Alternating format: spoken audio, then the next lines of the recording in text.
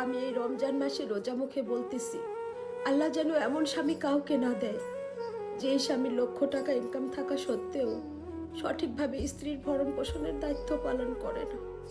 আল্লাহ যেন এমন স্বামী কাউকে না দেয় যে স্বামী তার স্ত্রীকে তার ফ্যামিলির সবাই অপমান করলেও তার কোনো প্রতিবাদ করে না।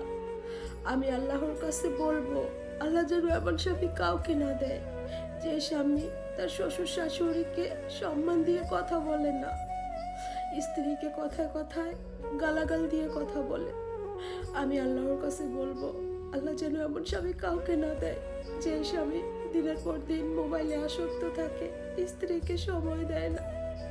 আমি আল্লাহর কাছে বলবো, আল্লাহ যেন এমন স্বামী কাউকে না দেয় যে স্বামী তার স্ত্রী খেলো না না খেলো, কান্না করলো, কিচ্ছুটি খবর রাখে না। আল্লাহ, তুমি প্রতিটি মেয়ের ভাগ্য সুন্দর করে দাও, একটু অবহেলা থেকে মুক্তি দাও আমাদের মেয়েদেরকে।